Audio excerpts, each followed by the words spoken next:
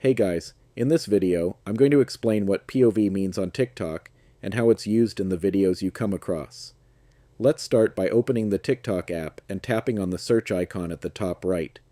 Go ahead and type in POV. You'll see tons of videos labeled with that tag. So what does POV actually mean? It stands for point of view. But on TikTok, it's more than just a technical term. It's a creative way for someone to show you a scene or situation from a specific perspective.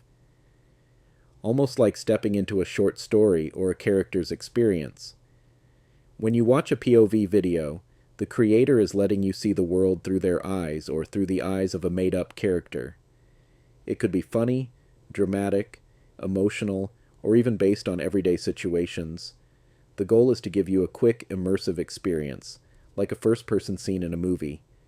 You'll find all kinds of POV content on TikTok, and they're a great way for creators to express stories, feelings, or relatable moments in a creative format.